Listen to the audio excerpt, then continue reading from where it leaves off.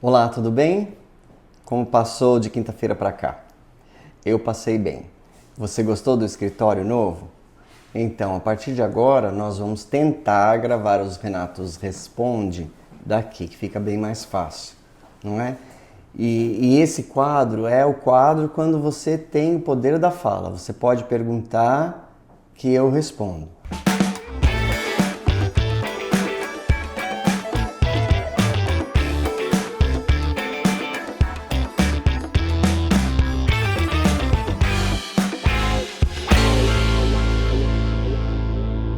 Renato, gostaria muito que você explicasse o que é condado, distrito e bairro aí nos Estados Unidos. Vi vários vídeos, mas não consigo entender.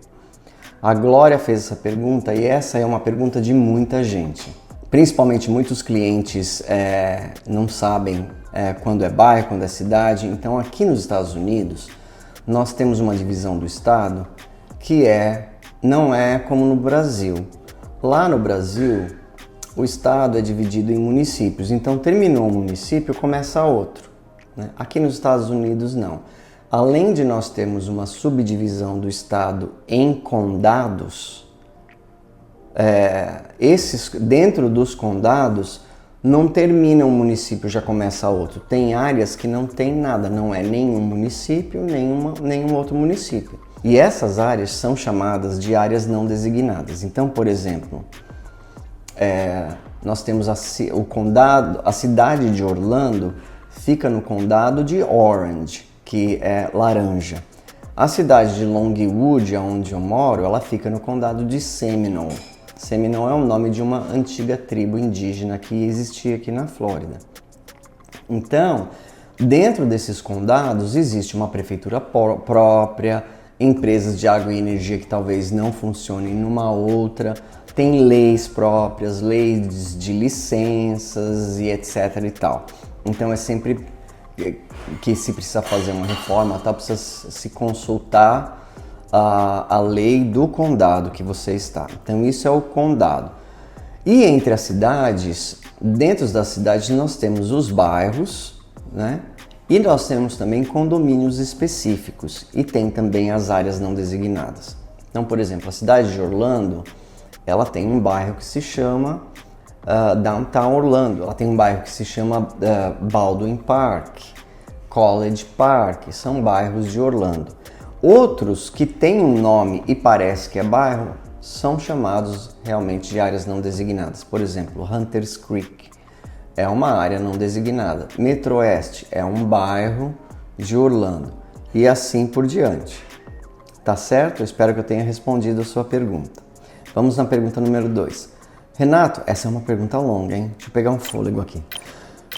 Renato, recentemente construímos uma casa em Palm Coast e estou com uma dúvida. Investir $100 mil na construção de uma piscina com a gaiola vai valorizar o imóvel? Além disso, estamos pensando em construir um poço artesiano e instalar painéis solares. Quanto tempo você acha que levaríamos para obter o retorno ou seria melhor comprar um imóvel que já tenha todos esses benefícios? Olha, essa é uma excelente pergunta. Quando você você quer uma piscina, é melhor que você compre uma casa já com piscina, porque a diferença do preço de uma casa com piscina e sem piscina é no máximo $30 mil, $20 mil, só por causa da piscina. Até quando os avaliadores dos bancos, eles vão avaliar o imóvel para questões de financiamento, a piscina acrescenta 30 mil dólares. Para fazer, ela fica $100 mil. Então, fazer ou não fazer, mas eu adorei a casa, mas não tem piscina. Depende. Se você acha que você vai ficar na piscina, se você acha que você vai ficar na casa pelo menos uns 7 anos, compensa fazer, porque nesses 7 anos você vai ter uma valorização do imóvel, você vai ter usufruído dessa piscina e ele vai ser vendido com uma casa com piscina. Mas se você for fazer um flip, uma reforma para vender, não compensa gastar 100 mil, porque você só tira 30 desses 100 que você investiu. Nem tudo é só dinheiro, você tem que pensar também no usufruto, nas memórias que você vai fazer com a sua família, com seus filhos, com seus netos, por causa dessa piscina, então vale a pena. Mas precisa-se ficar no imóvel pelo menos 5 anos, 7, 10 anos. A mesma coisa vale para o painel solar. O poço artesiano, eu não tenho certeza, porque eu nunca vi uma casa que a pessoa quis colocar um poço artesiano. Ou ele já tem, por exemplo, a Pópica, quase todas as casas eram poços artesianos, e agora a prefeitura está trocando por encanamento público. Então, a casas mais distantes, por exemplo, Ocala, é tudo poço artesiano. Então, eu não sei qual é o objetivo de colocar esse poço artesiano, mas também não fica caro, viu? Agora, quanto aos painéis solares, é a mesma coisa. Você vai precisar, mais ou menos, de uns 15 anos de economia de conta de luz para que você pague totalmente esses painéis. Porém, esses painéis valorizam a casa. Precisa-se olhar qual é a vida útil do painel. Porque se você colocou o painel e a vida útil dele é 25 anos e você ficou 25 anos na casa, na hora que você for vender essa casa, esse painel vai ter que ser trocado, então ele não vale absolutamente nada. Mas, para uma casa nova, para vender com painéis solares quitados, as pessoas pagam o que você pagou, os 20 mil a mais, tal, eles pagam. Mas teria que esse painel ser quitado, porque na hora de vender painel financiado dá um problema. O comprador tem que pedir um financiamento separado para poder pagar esse painel solar, ou o vendedor tem que quitar esse painel solar na hora da venda, ou eles têm que dividir entre eles, dá sempre uma dor de cabeça em painéis financiados na hora da venda da casa, tá certo? Pergunta número 3. Renato, quais sites você recomenda para a busca de imóveis, compra, aluguel, de longa temporada em Orlando? Olha, nós corretores nós usamos o sistema MLS, Multiple Listing System, que é o sistema dos corretores, que só os corretores podem olhar. Lá é onde existe a informação pura e verdadeira do imóvel. Vários sites se alimentam do MLS e o oficial para o público é o Realtor.com. Porém, eu acho que o Realtor.com tem algumas limitações, tá? Algumas vantagens e umas desvantagens. Por exemplo, para olhar a escola, se a escola é boa ou não, o Realtor.com coloca já no começo. Outro site que se chama Zillow.com, que é o mais usado nos Estados Unidos, porque ele é rapidíssimo, se atualizou no MLS o preço do imóvel, em 1 hora, 30 minutos o preço já está atualizado no Zillow. Para você procurar uma escola, ele é lá embaixo, então você vai com o mouse e baixa, e baixa, e baixa, e baixa, e baixa. Então, para algumas coisas eu uso o Realtor.com e para outras eu uso o Zillow.com, porque nem todas as vezes existe. Tem o nome da escola no MLS, mas não tem a nota da escola. Então, para olhar a nota da escola, a gente usa o Zillow.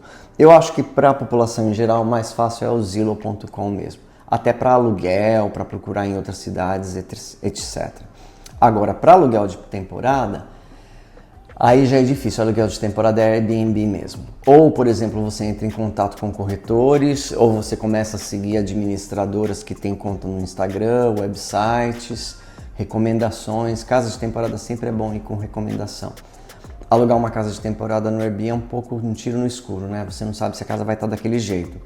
Então, eu recomendo sempre o Laércio, né? Que tem trabalhado com a gente há um tempo. Ele é um administrador, ele tem ótimas casas, ele é uma ótima pessoa e as casas dele são impecáveis.